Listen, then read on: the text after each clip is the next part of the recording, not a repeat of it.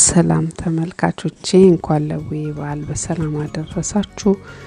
እንደዚህ የቡዬ ዳቦ በምጣድ ትንንሹን እንጋግራለን። ወደ ዝግጅቱ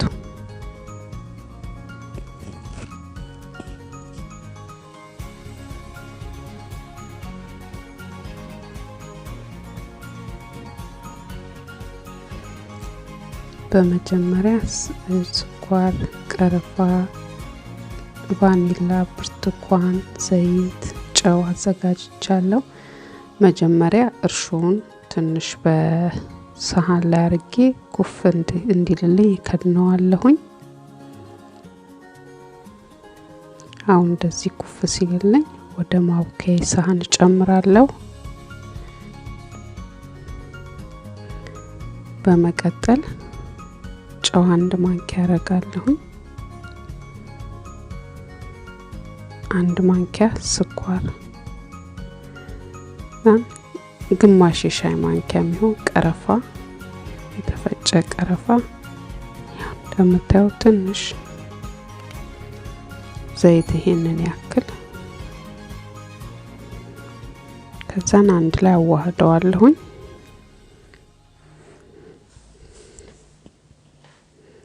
1 ማንኪያ ቫኒላ አረጋለሁ። እነዚህ ሁሉ ተጨምረው ቆንጆ ቃና ያለው እንደዚህ 4 ኩባያ ዱቄት አዘጋጅቻለሁ።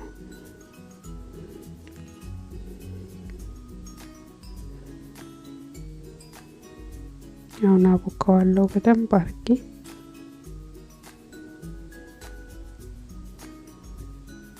በደንብ ትንሽ እንደዚህ በደንብ ካሸው በኋላ ብርቱካኑን ከላይ ነው ማደርግበት። ትንሽ ፈቅፍቄው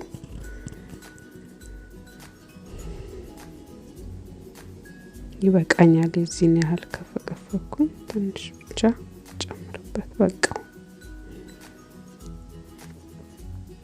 አሁን እንሰንስበታለሁ።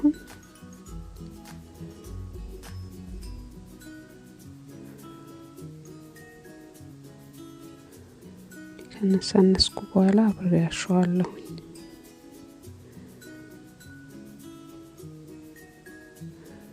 እንደዚህ አሁን አሽቸዋለሁ በደንብ።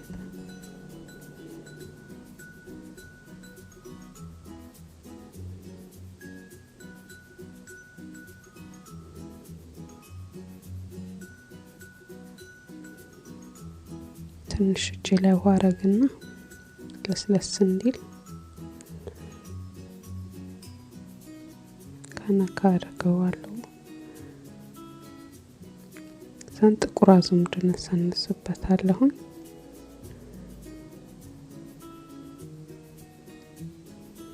አሁን እንደዚህ በላስቲኩ ሽፍን አድርጌው ኩፍ እስኪልልኝ ቁጭ አረገዋለሁ።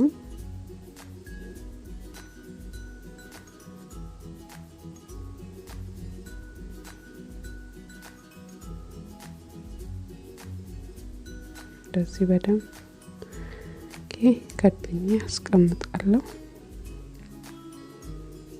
አሁን ኩፍ ብሎልኛል። እንደዚህ ቀላቅለዋለሁ። ትንሽ ነው መጋግረው። ምጣዱን በ115 አግየው በ115 ሙቀት ነው ያደረኩት። ትንሽ ለቡና ቁርስ የምትሆን በዓሉን በማስመልከት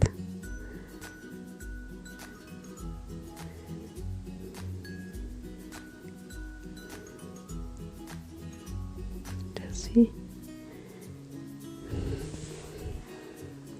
ጋግራለሁ። በጣም ሳይደርቅብኝ እገለብጠዋለሁ። ሳይበስል ወሬ ላይኛው በደንብ ሳይበስል ነው መገለብጠው። ያው ቅጠል እንደኔ የሌላችሁ የማይገኝበት ቦታ ያላችሁ እንደዚህ አድርጉ። ያው ለበዓሉን በማሰብ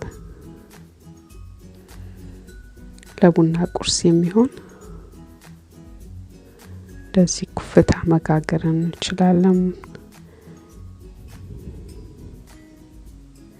ቅጠሉን ያው ብናገኝ ደስ ይለናል ግን የማይገኝበት አካባቢ ላለን እንደኔ ላላችሁ ደግሞ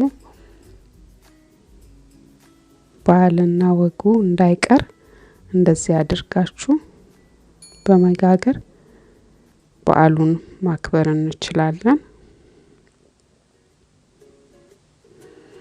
በጣም የዳቦ የሁሉም ቅመሞቹ ሽታ እጅግ በጣም ቤቱ ራሱ ሽታው የተለየ እንትን ሰጥቶታል።